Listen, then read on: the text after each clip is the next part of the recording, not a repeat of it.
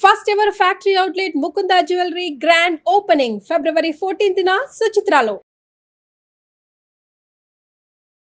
నమస్తే రమగారు. నమస్తే జయ. రమగారు, ఒక విషయం అండి. ఏంటంటే ఎప్పుడు మన ఇద్దరం మీరు స్టోరీస్ చెప్తూ ఉంటారు, రకరకాల విధానాలుగా మనం మాట్లాడుకుంటూ ఉంటాం కదా. ఒక మెయిల్ వచ్చిందండి నాకు. వాళ్ళు పాపం పేరు చెప్పడానికి ఇష్టపడట్లేదు, కానీ ఈ ప్రశ్న మీ ముందు పెట్టమన్నారు. దీనికి సమాధానం వాళ్ళు కోరుకుంటున్నారు మీ వైపు నుంచి. ఏంటంటే ఎక్కడి నుంచి రాశారో కూడా నేను చెప్పను, వాళ్ళ మ్యాటర్ మాత్రం చెప్తాను. వాళ్ళ అత్తగారు విపరీతంగా వేధిస్తున్నారట. నాకేం చేయాలో తెలియట్లేదు, బయటికి వెళ్ళలేకపోతున్నాను, ఎవరికి చెప్పుకోలేకపోతున్నాను. ఇలా వేధించే అత్తలకి ఏం చేయాలి, ఎలాగూ దీనికి ఏమన్నా పరిష్కారం సూచించండి, ఒకసారి రమ్మగారికి ముందు ఈ ప్రశ్న ఉంచండి అనేసి పర్సనల్గా మెయిల్ పెట్టారు. డీటెయిల్స్ అయితే ఉన్నాయి, కానీ ఎట్టి పరిస్థితుల్లో వాళ్ళ పర్సనల్ కదా అది. రమ్మగారు డామినేటింగ్ అత్తగారులు అంతే కదా? అవునండి. డామినేటింగ్ అత్తగారులు లోకంలో చాలామందే ఉంటారు. డామినేటింగ్గా ఉండే మనస్తత్వం ఉన్నవాళ్ళు అత్తగారులైనా కోడళ్ళైనా డామినేట్ చేస్తూనే ఉంటారు. వాళ్ళ పద్ధతి అంతే అది. ఇప్పుడు ఆవిడ డామినేటింగ్గా ఉంటుంది, ఆవిడ పద్ధతి ప్రకారమే ఇల్లు నడవాల్సి దానికి ఆవిడ భర్త కుమారుడు ఇద్దరు ఒప్పుకుంటేనే ఈ డామినేషన్ నడుస్తుంది. అంటే ఈ అమ్మాయి మామగారు ప్లస్ ఈ అమ్మాయి హస్బెండ్ అంతే. ఇప్పుడు నేనేదో అరుస్తాను, అవతల వాడు వింటే కదా, అవతల వాళ్ళు వింటేనే. ఇప్పుడు కోడళ్ళు లొంగి ఉండటం అది వేరే కదా. ఆ ఇంట్లో ఉన్న మగవాళ్ళిద్దరూ ఈ డామినేటింగ్ లేడీ తాలూకు డామినేషన్ని ఒప్పుకుంటూ ఉంటే సాగుతుంది. కోడల్ని అదుపులో పెట్టాలని భావించే అత్తగారులు కోకొల్లలు. అలాగే అత్తగారులని అసలు ముందు నుంచే వదిలించేసుకోవాలని, వాళ్ళ ఆస్తంతా గుంజుకుని వాళ్ళని బయటికి తోసేయాలనుకునే కోడళ్ళు కూడా కోకొల్లలుగానే ఉన్నారు, ఇద్దరు ఉన్నారు. ఇప్పుడు వీళ్ళ గురించి మాట్లాడంగానే మీరు ఇలా మాట్లాడితే మా కోడలు సరైనది కాదు, మీరు ఇలా మాట్లాడితే ఎలా అని ఫీల్ అయ్యే అత్తగారులు కూడా కనపడతారు. అందుకే నేను ఒక ప్రశ్ననే తీసుకొచ్చాను కదా మీ ముందు, ఆ విషయం మాట్లాడదాం. దానికి సంబంధించి ఎవరైనా మనకి ఇట్లా పర్సనల్ గా మెయిల్ కానీ వాళ్ళ ప్రాబ్లమ్ మనకు చెప్పుకుంటే మనం దాని గురించి కూడా డిస్కస్ చేద్దామండి. ప్రెజెంట్ అయితే అత్తగారి గురించి మాట్లాడుకుందాం. ఈ డామినేషన్కి ప్రధానమైన కారణం ఏంటంటే స్థాన బలిమి. ఆవిడ చేతిలో డబ్బు ఉండటము, లేకపోతే ఆస్తి ఉండటము, అది కాకపోతే ఈ భర్త కుమారుడు ఆవిడ చేతిలో ఉండటం, వాళ్ళు ఆవిడ మాట వినటం, దానివల్లే ఇలాంటి మనస్తత్వాలు డెవలప్ అవుతాయి. పైగా మనకి ఒక సిద్ధాంతంగా కొన్ని అలవాట్లుగా ఉంటాయి జయ. పెళ్ళవగానే ఆడపిల్లలు భర్త ఇంటికి రావాలి, అత్తవారితోటి ఉండాలి, అత్తవారి బాధ్యత అమ్మాయిదే. ఇది నిజం, ఇందులో అనుమానం ఏమీ లేదు. ఎందుకంటే ఇప్పుడు అత్తవారి తాలూకు ఆస్తిపాస్తులన్నీ భర్తతో పాటు ఈ అమ్మాయే అనుభవిస్తుంది కదా. అతని సంపాదన అంతా ఈ అమ్మాయికి పుట్టబోయే పిల్లలదే. కాబట్టి బాధ్యత, హక్కు ఉన్నప్పుడు బాధ్యత తీసుకోవాలి న్యాచురల్లీ. ఇది మనకు అలవాటైపోయింది, మన పందా అదే, మనకి వివాహ వ్యవస్థ ఇలా ఉంది మన పద్ధతి.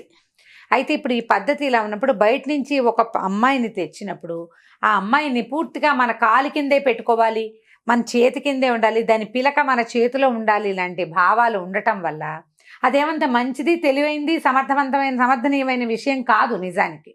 దానివల్ల నీ కొడుక్కి సంతోషం ఉండదు. నువ్వు ఏం కావాలని కుమారుడికి వివాహం చేసేవో, భార్య కావాలి అతనికి, ఆ భార్య అతను బాగా ఉండాలి, వాళ్ళకి పిల్లలు పుట్టాలి, నీ వంశాభివృద్ధి జరగాలి, నీ కొడుక్కి ఒక తోడు ఉండాలి లైఫ్ లాంగ్ నువ్వు లేకపోయినా. అది కదా తల్లుల ఆలోచన. ఇప్పుడు ఈ వచ్చిన అమ్మాయిని దాన్ని విరిచి పొయ్యిలో పెడతాను, దాన్ని కాల్చుకు తింటాను అంటే అమ్మాయి ఎట్లా అతనికి ఇది చేస్తుంది? పైగా ఈ అమ్మాయి కాదు, ఇంకో అందగత్తెని తెస్తావు, అదైనా అంతేగా.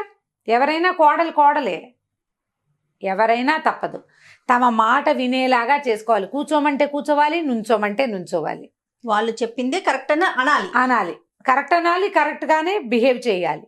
కొంతమంది కరెక్ట్గానే బిహేవ్ చేసినా కూడా కోడళ్ళని కాల్చుకు తినాలి అనేది ఒక మనస్తత్వం అట్లా లోపల ఉండిపోతుంది. కాదు రమ్మగారు, ఓన్లీ వంశం కోసమేనా మనం ఒక అమ్మాయిని మీ ఇంటికి తీసుకొచ్చుకునేది? మీ ఇంటికి వచ్చిన ఆడపిల్ల ఆనందంగా ఉండాలి, కానీ ఏడుస్తూ ఉంటుంది, ఏ శుభదాయకం? ఏమీ శుభదాయకం కాదు. నీకు మాత్రం ఏం సంతోషం? పైగా ఒక్కొక్కళ్ళు ఏంటంటే కొడుకుల్నే సమర్థించే తల్లులు. వాడు ఏం చేసినా, వాడు తాగేస్తున్నాడు అనుకో, తాగితే తాగేట్లే, నువ్వు కిందకు వచ్చి ఉండు, నువ్వు విడిగా ఉండు, పోని వాడితో ఉండబోక అనేవాళ్ళు. కొడితే కొట్టాడులే, తాగినప్పుడే కొట్టాడు, తాకపోతే కొట్టాడు, బాగా చూసుకుంటాడు కదా అనేవాళ్ళు. వాడు తాగినప్పుడు వాడికి ఎదురుకుండా నువ్వు వెళ్ళబోక, వాడితో పోట్లాడితే నువ్వు కిందకు వచ్చేసే, నువ్వు పక్క వచ్చేసే, నువ్వు వెనక్కి వచ్చేసే, నువ్వు దాక్కో. కొడుకుని సమర్థిస్తారు. కొడుకుని సమర్థించేవాళ్ళు. వీళ్ళింట్లో ఏ సిచ్యువేషన్ ఏ పండగ వచ్చినా మీ పుట్టింటి వాళ్ళు పెట్టాల్సిన అడుగు పట్టుకురా అని, అది ఆస్తి పుట్టింటి ఆస్తి పట్టుకురా, లేదా తమకు ఇంకా డబ్బులు కావాలి, పెళ్లి చేసుకునేటప్పుడే అవన్నీ ఆలోచించుకుని చేసుకోవాలి. మొదటిది అసలు వరకట్నం దురాచారం, పైగా చట్టరీత్యా నేరం.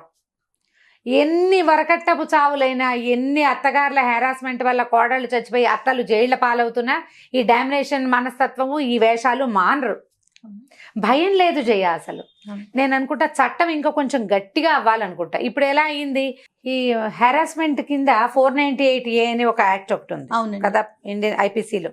అయితే ఈ యాక్ట్ ప్రకారం ఆడపిల్లలు గనక ఇది చేస్తే అత్తగారులని వాళ్ళు భర్తల్ని అరెస్ట్ చేసేస్తారు, గవర్నమెంట్ ఉద్యోగాలు ఉంటే పోతాయి. అవును, దాన్ని కొంతమంది దాన్ని మిస్యూజ్ చేస్తున్నారు కూడా ఇప్పుడు, కానీ యూజ్ చేయబడుతోంది తప్పకుండా.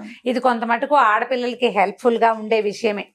కొంతమంది ఏం చేస్తారంటే ఏ చిన్న తగాదాకైనా సరే అత్తగారుల మీద మా భర్తల మీదే కాకుండా ఏదో ఖండాంతరాల తర్వాత ఎక్కడో ఉన్నటువంటి ఆడపడుచుల మీద కూడా పెట్టి వాళ్ళు కూడా జైల్లో పడేలాగా, వాళ్ళ జీవితాలు కూడా నాశనం అయ్యేలాగా చేసేవాళ్ళు. వాళ్ళలో ఎంత ఇబ్బంది ఉంటుంది రమ్మగారు అలా చేస్తే. చేస్తున్నారు, అది చేస్తారు. కాకపోతే ఏంటంటే ఇది ఒక మంచి విషయమే. ఇలాంటివి జరిగినా కూడా ఈ కాలంలో చాలా అత్తగారులకు ఇంకా బుద్ధి రావటం లేదు చాలా మందికి. ఇప్పుడు మనం ఒక పిల్లని తీసుకొచ్చాము, ఇప్పుడు కోర్టుల దాకా ఎందుకు వెళ్ళాలి జయ? పెళ్లి చేసుకునేటప్పుడు మనమేమి పోలీస్ స్టేషన్కి వెళ్ళి ఫలానా పిల్లని పెళ్లి చేసుకుంటాం అని చెప్తున్నామా? లేదా ఫలానా ఆవిడకి మా అమ్మాయికి అబ్బాయికి మా అమ్మాయిని ఇస్తున్నామండి, రేపొద్దున మా పిల్లకి ఏదైనా జరిగితే మీరు చూడండి అని ఈ అమ్మాయి తాలూకు వాళ్ళు ఎవరైనా వెళ్తారా? వెళ్ళరు. మనం మధ్యవర్తులతోటి మర్యాదగా ముద్దుగా ముచ్చటగా చక్కగా సొగసుగా మాట్లాడుకుని పెళ్లిళ్ళు చేసుకుంటాం. అదే సొగసుగా కాపురాలు ఎందుకు చేసుకోకూడదు?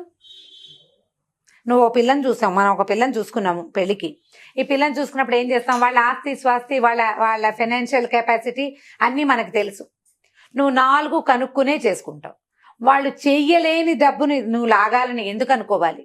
పైగా నీ పద్ధతులు కోడలికి లేవని ఎందుకనాలి? నీ పెంపకం నీ తీరు వేరు, నీకు దగ్గర డబ్బులు ఉన్నాయి. ఆ అమ్మాయి కొంచెం సాదాసీదా కుటుంబం నుంచి వచ్చి ఉండొచ్చు, లేదా నీకు డబ్బులు లేవు, ఆ అమ్మాయి పెద్ద కుటుంబం నుంచి వచ్చి ఉండొచ్చు. నీకు తెలిసే చేసుకుంటావు. తర్వాత ఏ విషయం మీద ఆ అమ్మాయిని హెరాస్ చేస్తావు? నువ్వు అన్ని కనుక్కున్నావు కదా ముందు. డబ్బుల విషయం అయితే రమ్మగారు, డబ్బులు లేకపోతే పలానాది ఇవ్వలేదు, పలానా వస్తువు కావాలి, పలానా బంగారం కావాలి, ఒక క్లారిటీ ఉంది. కొంతమంది ఉంటారు చూడండి, ఏదో ఒకటి సాధించాలి, మన ఇంటికి వచ్చిన మనిషిని ఏదో ఒకటి అనాలి. కనీసం ఆ అమ్మాయి నన్ను ఇట్లా అంటున్నారు, ఇట్లా చేస్తున్నారని చెప్పుకోలేనంతగా కూడా హింసిస్తూ ఉంటారు మాటలతో, సూటిపోటి మాటలు అంటారు. భర్త ఉన్నప్పుడు ఒక రకంగా, లేనప్పుడు ఒక రకంగా బిహేవ్ చేస్తారు. ఇలాంటివి కూడా ఎక్కువ ఉంటాయి ఆడవాళ్ళ దగ్గర. ఏంటంటే ఆ భర్త ఉన్నప్పుడేమో తను చాలా ముద్దుగా బాగా చూస్తున్నట్టుగా, కొడుకున్నప్పుడు మా అమ్మ బాగా చూసుకుంటోంది అనుకుంటాడు కొడుకు అబ్సెన్స్ లో వీళ్ళ పనులు చేయరు, పని చేసి పెట్టరు, హెల్ప్ చేయరు. మీ అమ్మ ఇట్లా, మీ నాన్న ఇట్లా అంటారు, నీకు బుద్ధి లేదంటారు, ఏదో ఒకటి అంటారు. ఈ అమ్మాయి చెప్పినా భర్త నమ్మడు. ఈ అమ్మాయి మానసికంగా కుంగిపోతుంది. ఆమె మనసు గెలుచుకోలేదు, ఈ భర్తకి నిజం చెప్పలేదు, చెప్పినా అతను నమ్మడు. ఉంటారండి అలాంటి వాళ్ళు కూడా. ఇప్పుడు ఇలాంటి వాళ్ళు ఉంటారు. దీనివల్ల మనం ఏం సాధిస్తున్నామని ఈ అత్తగారు పోస్ట్లో ఉన్న వాళ్ళు ఆలోచించుకోవాలి. ముందు ఒక పిల్లాడికి పెళ్లి చేసేటప్పుడు మనం ఈ పెళ్లి వల్ల ఏం చేయదలుచుకున్నాం అని పిల్లాడు పెళ్లి చేసుకునే కుర్రవాడు ఆలోచించుకోవాలి. ఈ పెళ్లితోటి ఏమిటని పెళ్లి చేసే అమ్మ నాన్న కూడా ఆలోచించుకోవాలి. దాని ప్రకారం యాక్ట్ చేస్తే అమ్మ ఈ 498A లాంటివి మీ మీదకి ప్రయోగించబడకుండా ఉండాలి అంటే మీరు కొంచెం జాగ్రత్తగా ఉండాలి. ఇప్పుడు ఇది ఈ యాక్ట్ పేరు చెప్పి జనాన్ని భయపెట్టడం కాదు మన ఉద్దేశం. అవునవును, ఇలాంటివి వచ్చే అవకాశాలు ఉన్నాయి. మనం అసలు పెళ్లి చేసేటప్పుడు ఎందుకు చేస్తున్నాము, ఏమిటి, ఈ అమ్మాయికి ఎంత ఉంది, దానికి ఎంత వచ్చు. ఈ రోజుల్లో ఆడపిల్లలు చదువుకుంటున్నారు, వాళ్ళకి ఇళ్లలో ఉండే అత్తగారులకు వచ్చినట్టుగా అన్ని రకాల పనులు రాకపోవచ్చు. చదువుకుని ఉద్యోగం చేస్తారు, ఏదో ఇంటికి అవసరమైన పనులు మాత్రం చేసుకోగలుగుతారు. ఆ చేసుకోగలిగిన వాళ్ళని అంత మాత్రమైనా చేసుకొనిచ్చి ఆ రకంగా కనుక ముందుకు తీసుకెళ్తే ఈ అత్తగారి డామినేషన్ హడావిడి లేకుండా ఉంటుంది. తగ్గించుకోవాలి ముందు. పైగా డామినేట్ చేసి నువ్వు సాధించేదేంటి? నువ్వేం చేయగలవు? అమ్మాయిని ఏదో సాధిస్తావు, మా కోడలు లైన్లో పెట్టానని ఎవరికో చెప్తావు 4-5 అంతేనా? అంతేగా. దానివల్ల నీకు వచ్చే కిరీటం ఏమిటి?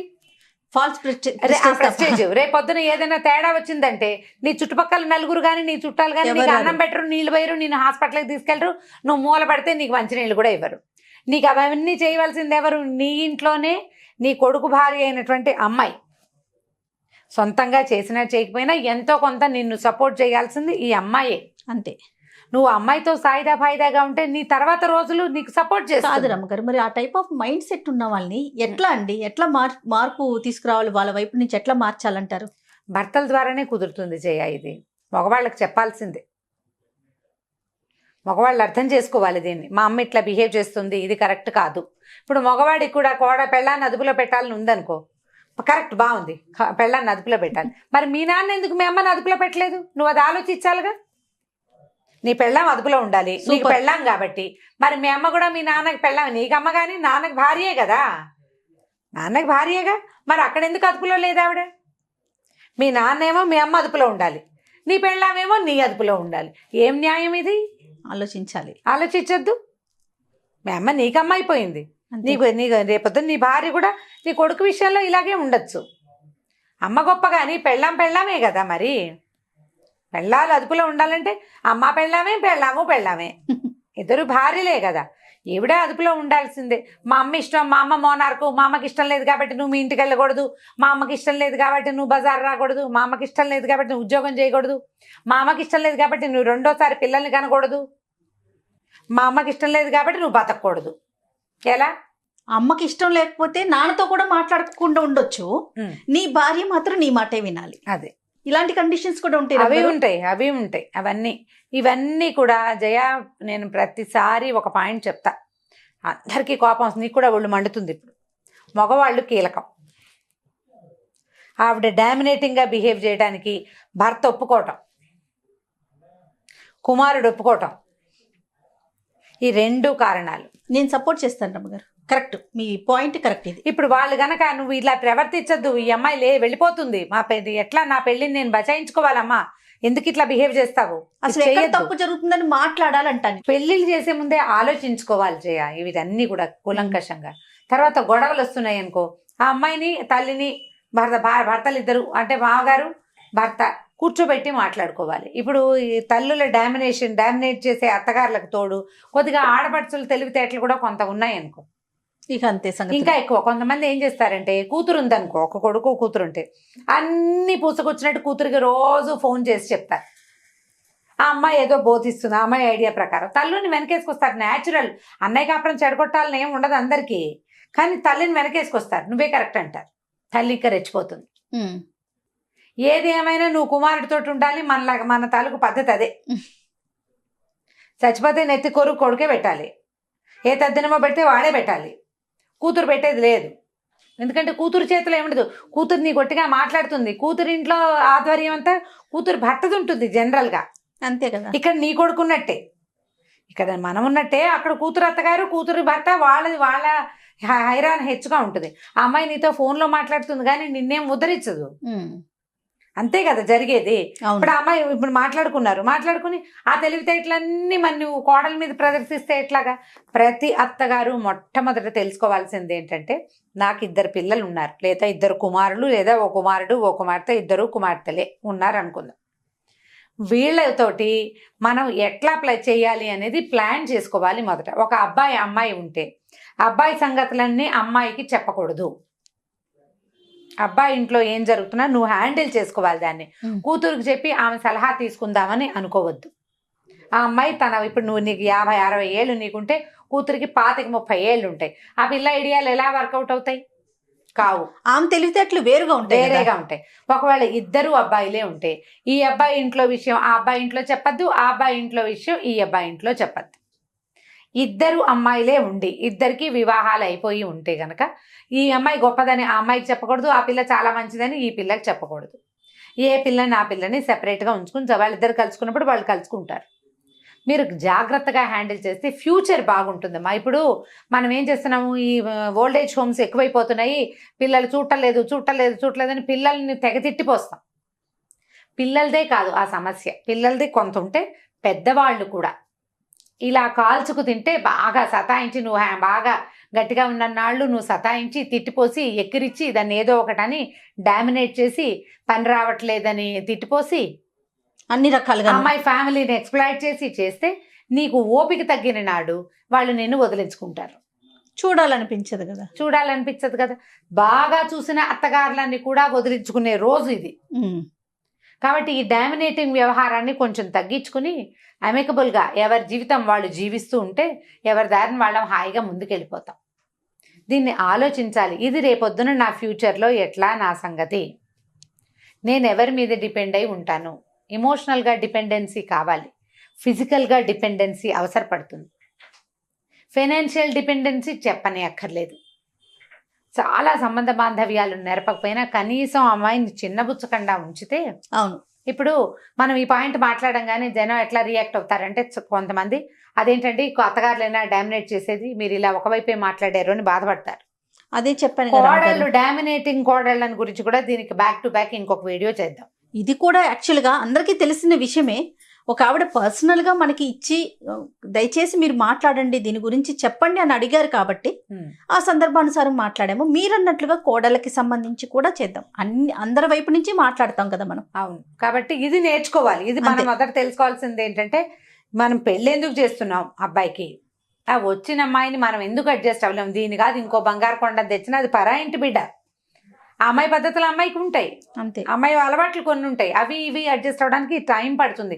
మనం కూడా ఇదివరకు ఇలాగే కష్టపడ్డాం మొదట్లో, తర్వాత అడ్జస్ట్ అయ్యాం. ఈ అమ్మాయి కూడా అడ్జస్ట్ అయ్యేందుకు టైం ఇద్దామని కనుక మీరు కొంచెం పెద్ద మనసుతో ఆలోచిస్తే ఈ సమస్యలు రాకుండా ఉంటాయి. వచ్చే వీడియోలో డామినేటింగ్ కోడళ్ళ గురించి మాట్లాడదాం మనం. తప్పకుండా రమ్మగారు, దీనికి ప్రశ్న అక్కర్లా, మనమే చేసేద్దాం. తప్పకుండా, నేను అదే అందాం అనుకున్నాను. రైట్, నమస్తే రమ్మగారు. నమస్తే జయ. ఓకే అమ్మా.